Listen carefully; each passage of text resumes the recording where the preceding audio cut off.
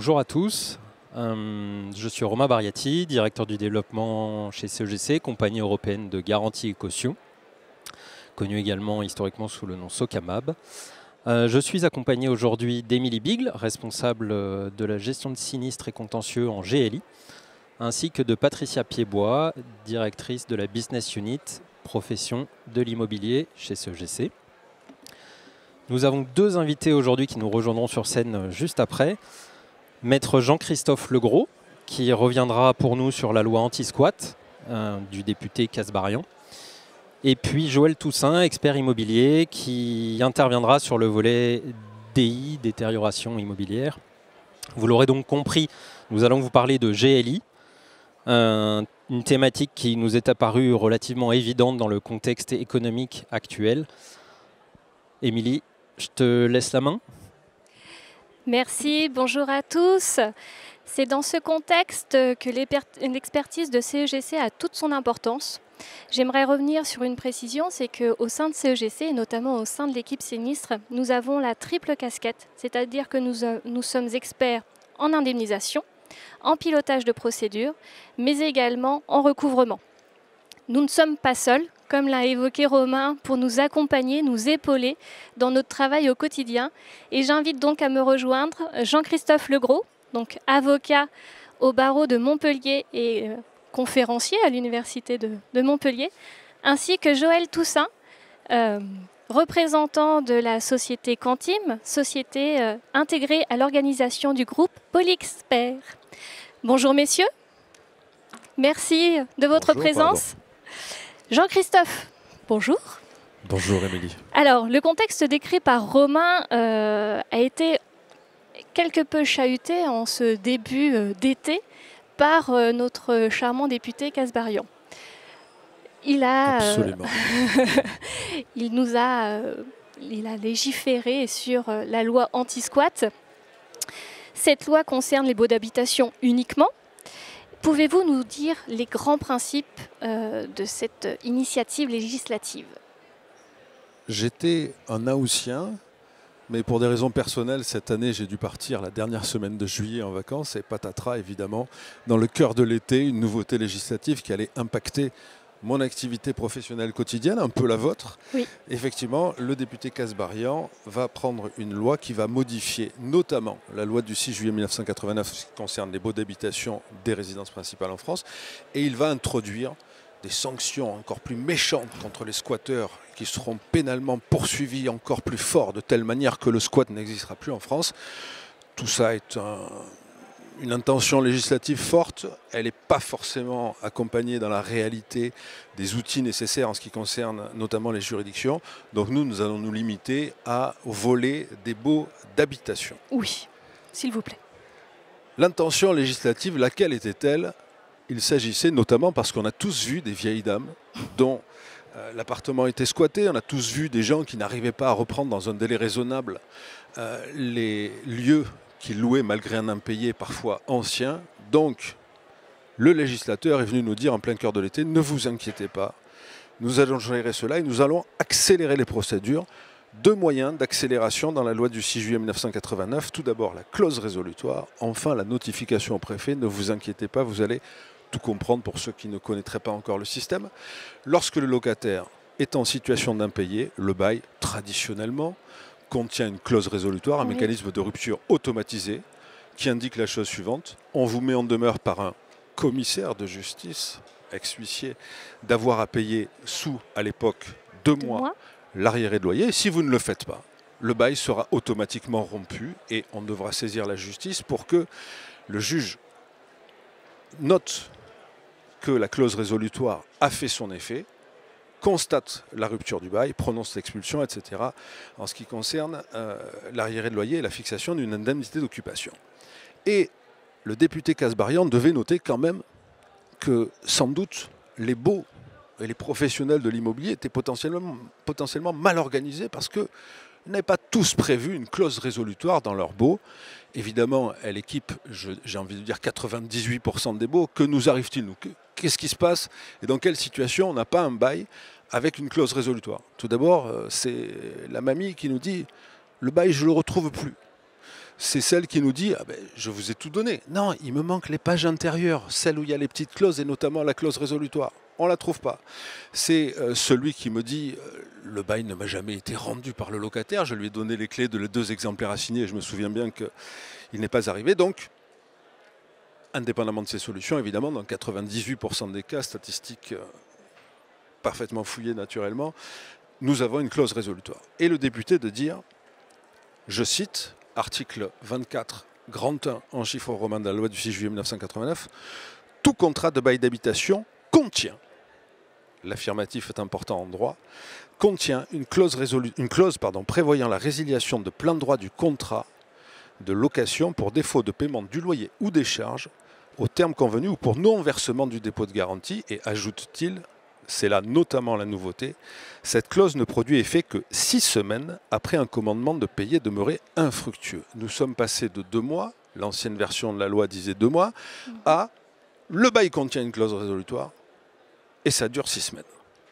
15 jours de gagné, c'est toujours ça de prix dans des procédures parfois longues. Alors se pose une question pour les juristes que nous sommes, qui est une question épineuse, qui n'est pas encore tranchée et qui ne le sera pas avant plusieurs mois, sinon plusieurs années, qui est la suivante. Le bail que j'ai signé en 2018 contient une clause résolutoire. Tout se passe à peu près bien avec ce locataire, mais il a vécu une situation de chômage où il s'est séparé de son épouse et il ne paye plus son loyer, ou elle ne paye plus son loyer parce qu'il est parti. C'est souvent comme ça que ça se fait. Et j'ai un contrat dans lequel il y a marqué 2 mois, mais le député Kasbarian m'a dit 6 semaines. Alors, qu'est-ce que je fais ? 6 semaines, ou 2 mois ? Les juristes qui se sont penchés sur la question viennent de répondre pour les plus aguerris, mais je ne le conseille pas, 6 semaines. La question juridique est assez intéressante, je vous la livre très rapidement. L'article 2 du Code civil nous dit « La loi n'a pas d'effet rétroactif, elle ne dispose que pour l'avenir ». Donc une loi entre en vigueur le lendemain de sa publication au journal officiel, très bien. Exception, elle n'a pas vocation à affecter les contrats alors en cours. Donc, une loi entre en vigueur immédiatement, mais elle n'affecte pas les contrats alors en cours, sauf si la loi est d'ordre public. Et là, les juristes qui aiment bien couper les cheveux en 4 se posent la question suivante, mais est-ce un ordre public de protection qui est censé sauvegarder les intérêts d'une partie au contrat, ou est-ce un ordre public de direction, de sorte qu'on ne peut pas déroger, c'est comme si, c'est comme ça. Et les juristes les plus aguerris de se poser la question suivante, mais il y a, j'adore cette terminologie, une légale sensibilité des contrats par rapport à la loi nouvelle. Qu'est-ce que ça veut dire ? Ça veut dire, je vous le résume, que lorsqu'on écrivait 2 mois dans notre contrat de bail d'habitation que vous avez tous vu, lu, exécuté ou poursuivi, eh bien, on l'avait fait parce que la loi nous disait, attention, une clause résolutoire ne produit que 2 mois, effet que 2 mois après la délivrance d'un commandement visant la clause résolutoire demeurée infructueux. Donc cette sensibilité, d'après quelques arrêts de la Cour de cassation sur d'autres sujets voisins, est telle qu'on estime que 6 semaines, c'est le nouveau délai qui devra s'appliquer parce que c'est ça qu'on a voulu introduire dans la loi par exception au régime classique. Alors, que faire ? Faut-il dire, à partir de maintenant, quelle que soit la date de mon bail, le bail qui a été signé la semaine dernière avec des ADB aussi dynamiques que ceux que j'ai croisés dans le salon, évidemment, contient déjà une clause résolutoire à 6 semaines, il n'y a pas de sujet. Mais mon bail de 2018, qu'est-ce que j'en fais ? Si on applique la règle déterminée par les juristes, sans l'aval pour l'instant de la Cour de cassation, qui n'a pas rendu d'avis, ni d'arrêt de la Cour de cassation, parce que le temps que ça monte, tout ça prend quelques semaines, je suis gentil, eh ben, on a quand même au quotidien, nous, affaire à des juges des contentieux de la protection, des JCP, qui ont parfois, je le dis respectueusement, mais je le dis assez clairement pour en faire une pratique quotidienne, une inclination et une empathie un peu forte sur le locataire. On est dans ces procédures en référé, et en référé, ça veut dire que quand on constate la rupture du bail, on est dans une situation d'une procédure rapide qui ne souffre pas de contestation, et on peut imaginer qu'un juge des contentieux de la protection qui soit saisi de la question suivante, mais est-ce que ce qu'il nous raconte là sur la légale sensibilité des contrats et de la loi, c'est bien raisonnable de retenir ça en référé? Et si on nous dit, pas sûr, je crois qu'il y a une contestation sérieuse sur la durée du commandement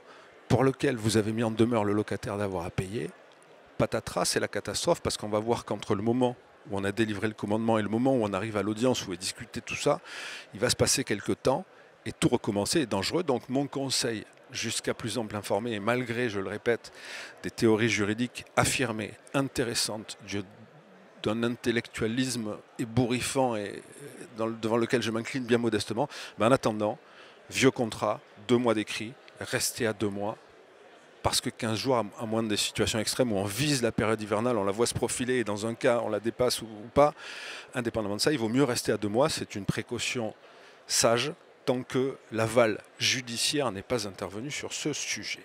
Quid des renouvellements, si je peux me permettre, qui sont intervenus après la promulgation de la loi? En théorie, pour la même raison, depuis le renouvellement, le bail est soumis à la nouvelle loi, c'est-à-dire la clause résolutoire de 6 semaines. Mais, je le répète, on n'a pas l'aval. C'est pire que ça, c'est à partir de maintenant pour tous les contrats, si on suit les raisonnements juridiques les plus poussés. La suspension du jeu de la clause résolutoire a également changé, puisqu'elle est conditionnée. Comment ça se passait avant et comment ça se passait jusque-là? Je vais vous faire la vraie vie. Dans la vraie vie, le locataire arrivait et disait, parce que la statistique est celle-là, on en parlait tout à l'heure, l'impayé locatif ne provient pas de l'escroquerie et du locataire qui a fomenté un faux bulletin de salaire. Ça arrive évidemment, mais le maximum des situations provient du locataire qui a perdu son emploi, ou du locataire, ou de la locataire, ou des locataires d'ailleurs, sans distinction de sexe aujourd'hui, qui se sont séparés. La séparation, la perte d'emploi crée l'impayé. Et avant, le locataire arrivait et puis il disait « oui, moi j'ai perdu mon boulot ». Il arrivait parfois en short, au sens propre du terme, sans aucun document, ne connaissant pas exactement la situation dans laquelle il se retrouvait, des juges, des avocats, tout ça est toujours un peu impressionnant, et la Marianne de la justice veillant au grain, et il ne prouvait rien. Et donc, il ne savait pas non plus qu'il pouvait demander la suspension du jeu de la clause résolutoire, c'est-à-dire qu'on relève le couperet qui était déjà tombé sur le contrat parce que le délai de 2 mois ou 6 semaines était tombé, et qu'il pouvait demander donc la suspension des effets du jeu de la clause résolutoire. Et le juge pouvait le faire d'office et être gentil avec lui. Les choses viennent de changer. Lorsque le juge, article 24-7, toujours en chiffre romain, lorsque le juge saisit en ce sens par le bailleur ou par le locataire, saisit en ce sens, et à la condition que celui-ci ait repris le versement intégral du loyer courant avant la date de l'audience, les effets de la clause de résiliation de plein droit peuvent être suspendus. En d'autres termes, l'office du juge, la possibilité de l'initiative qui va consister à dire « je vais suspendre les effets de la clause résolutoire » n'existe plus. Il doit obtenir une demande, je vous le fais en simple, « Monsieur le locataire, vous voulez la suspension du jeu de la clause résolutoire ?» La quoi? La suspension. Vous voulez rester? Vous pouvez rester? Est-ce que vous avez des possibilités? Je vous le romance un peu, je vous le fais de manière un peu manichéenne, mais évidemment qu'on lui demandera. Sans demande, ça ne sera pas possible. La deuxième chose, donc, vous l'avez noté, c'est que il faut que le locataire, et ça c'est très important, ait, je cite, repris le versement intégral du loyer courant avant la date de l'audience. Ça veut dire quoi? Ça veut dire qu'il a fait des efforts. Avant ça, c'était évidemment un critère d'octroi de la suspension du jeu de la clause résolutoire. On regardait si le locataire il arrivait en short, vraiment en n'ayant rien fait, ou qu'il ait fait des efforts, voilà, qu'il ait proposé quelque chose. Là aujourd'hui, il y a une question matérielle qui va se poser, c'est est-ce que vous avez repris, alors je crois qu'il faut le lire comme ça, au moins le paiement d'un loyer courant avant l'audience? Oui, non. Si c'est non, il n'y a pas de suspension du jeu de la clause résolutoire. Deuxième élément d'accélération, la notification à la préfecture, 6 semaines. C'est-à-dire qu'avant, d'où cela provient-il? Cela provient, alors tout ça on le doit un peu, certains des éléments de la loi du 6 juillet 89 à Cécile Duflot, ça on le devait à Martine Aubry, c'est comme ça, qui luttant contre l'exclusion, a en 1998 de mémoire dit « il faut qu'on prévienne les services sociaux de mettre en branle possiblement toute une série d'aides parce qu'une personne est un locataire en situation d'exclusion parce qu'une procédure est contre lui. On doit prévenir le représentant de l'État dans le département 2 mois jusque-là avant la date de l'audience. Entre la date de l'assignation et la date de l'audience, il devait s'écouler 2 mois. Ce délai vient de passer à 6 semaines. C'est un progrès. Mais j'en viens à ma deuxième partie qui sera très brève, qui est la partie de la réalité que j'ai un petit peu abordée. Quelles sont les dates d'audience en France? C'est-à-dire qu'on vient de nous dire 6 semaines au lieu de 2 mois pour délivrer la clause résolutoire. C'est dans tous les cas un progrès et je ne critique pas ce progrès. Je critique l'intention, je critique la communication législative plus que le réalisme. Dans un deuxième temps, notification en préfecture, 6 semaines encore, il y a quelques exceptions, peu importe. Donc ça veut dire qu'entre ma date de l'audience, entre la date de mon assignation et la date de l'audience, il peut ne s'écouler que 6 semaines. Voici, j'ai commencé par votre belle région. C'est gentil. Les durées moyennes des procédures que nous vivons au quotidien. Allô, bonjour monsieur le greffier, nous cherchons une date. Voilà notre assignation, elle est prête. Quelle est la date de l'audience disponible? Sucy-en-Brie, 5 mois. Sannois, 4 mois et demi. Gonesse, 7 mois. Rennes, 5 mois. Saint-Ouen, je vous fais grâce, record au bon sens, 3 mois. Colombes, 6 mois et demi.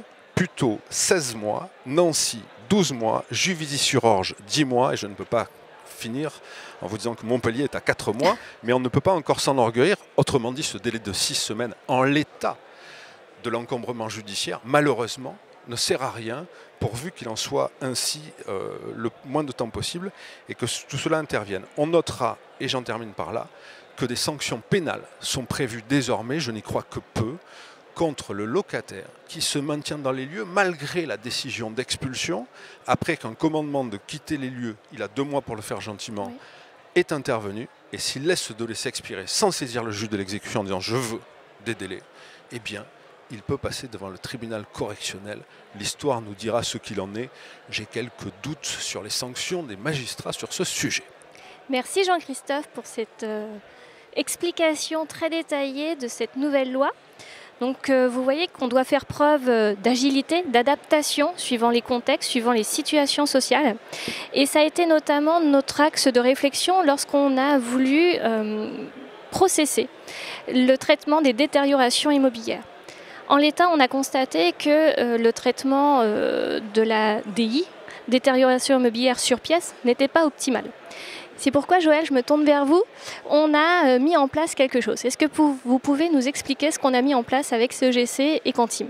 Oui, alors pour rappeler la mission qu'on a, c'est de constater la matérialité des désordres et d'analyser la cohérence financière de la réclamation dans le cadre de la détérioration immobilière, sur tout ce qui est travaux de seconde œuvre, mobilier et électroménager. Et donc pour ça, pour intervenir sur toute la France rapidement et pour pouvoir quand même constater de visu et pour pouvoir assurer des rendez-vous avec les administrateurs de biens assez rapides, on a mis en place un outil de visio-expertise qui s'adapte très bien à ce type de mission. En fait, le groupe d'expertise dans lequel on travaille, Polyexpert, à cet outil de visio-expertise qu'on utilise pour des dizaines de milliers d'expertises sinistres par an. Donc c'est un outil qu'on maîtrise bien et qui se prête bien à ce jeu, qui nous permet effectivement de tout constater et de faire les bonnes analyses derrière. Alors vous l'utilisiez pour les sinistres construction. En matière de garantie loyer impayé, c'était un peu nouveau pour vous comme pour nous. Oui, alors c'est un peu le même principe. Alors pas construction, parce que la construction c'est vraiment du gros œuvre, on est vraiment sur d'autres sujets. Mais pour les sinistres habitation, effectivement, c'est utilisé tous les jours. On a des plateformes pour ça. Donc c'est les mêmes procédés, c'est les mêmes choses. Juste là, effectivement, il y avait l'aspect mobilier électroménager. Mais on a des filiales comme Dinaren qui sont spécialisées dans le domaine. Donc en fait, en termes de base de prix, de choses, on maîtrise aussi le sujet. Très bien. Et comment ça se passe alors? Racontez-nous un petit peu le déroulement pour nos téléspectateurs d'une détérioration immobilière faite par Quantim via CEGC. Oui, alors c'est assez simple. À partir du moment où la réclamation arrive chez vous, vous nous la transmettez immédiatement avec les pièces. Donc c'est les devis éventuels, les photos, des choses comme ça. Et dans les 48 heures, on contacte l'administrateur de biens pour voir en fonction de ses disponibilités quel créneau on peut avoir pour faire un rendez-vous. Après, il suffit d'être sur place. L'administrateur de biens doit effectivement être sur place avec un smartphone. Il n'y a pas d'application à mettre en place, c'est juste un SMS. Et puis après, notre outil permet de faire tout le reste. Avec une très grande qualité d'image. Avec une super qualité d'image, des outils de pointeur, enfin, on prend vraiment la main sur le téléphone en fait, avec des outils de pointage, des outils de prise de photos, des choses comme ça, même de mesurage. Ouais. Alors nous, les avantages qu'on y a vus, c'était déjà une rapidité, puisqu'il suffit d'être disponible. Vous êtes disponible, vous avez un réseau, et notre administrateur. Ensuite, c'est sur place. Donc vous avez affaire à nos administrateurs de biens en direct, et vous pouvez échanger avec eux sur les problématiques. Donc on voyait aussi de la fluidité dans les échanges, dans les éventuelles contestations, parce qu'on sait que par définition, les détériorations immobilières sont source de contestation et de mécontentement. Et vous, de votre côté, quels sont les intérêts que vous pouvez mettre en avant sur cette solution? Qu'est-ce que vous avez déjà pu constater? Comme je disais tout à l'heure, c'est qu'on peut intervenir partout, n'importe quand, assez rapidement. Et entre les 48 heures de délai et puis nous, notre rapport derrière l'intervention, il est assez rapide. Il est processé avec des formulaires qui sont exprès pour cette mission. Donc dans les 2 jours derrière, pareil, dans les 48 heures, le rapport est sorti. Avec tout, hein, l'aspect financier, l'aspect photo, l'aspect contrôle de tout. Et donc c'est surtout ça, c'est la partie où on va partout et assez rapidement. Très bien. Et vous indiquiez justement que vous faites une proposition d'indemnisation.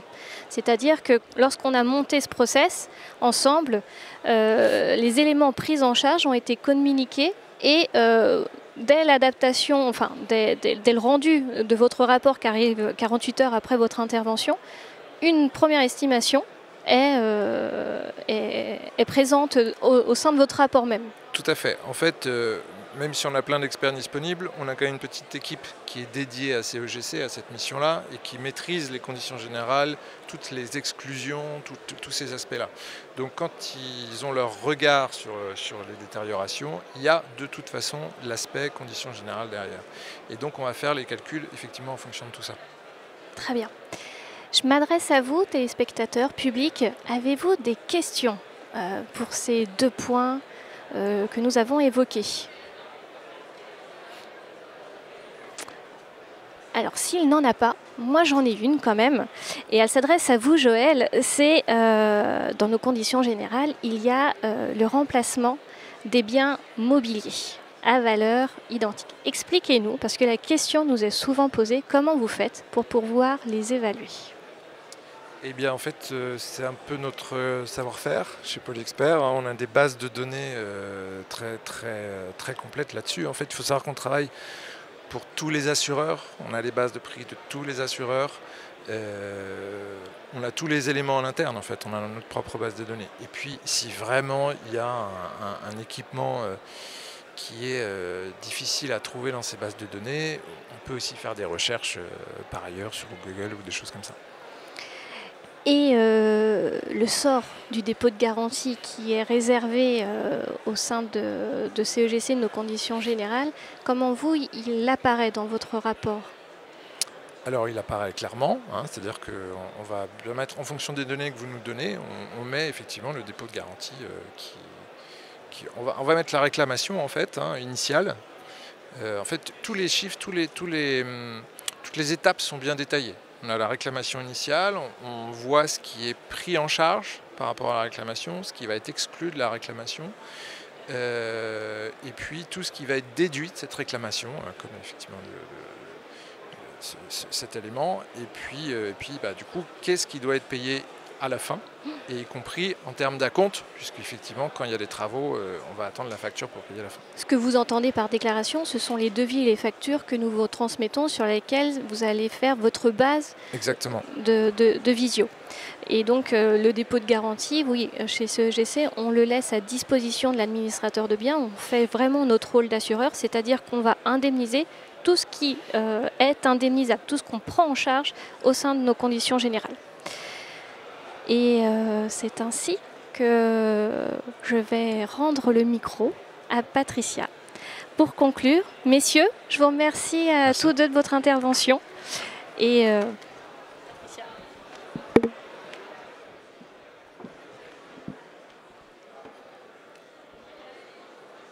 un grand merci à tous les trois de vous être rendus disponibles et d'avoir participé à cette table ronde, et pour la qualité de vos interventions et la richesse des informations que nous avons pu y trouver. Comme vous avez pu le constater, la qualité du recouvrement est au cœur de notre offre GLI, et un véritable atout différenciant. Chez CEGC, on a quand même une vraie culture du recouvrement.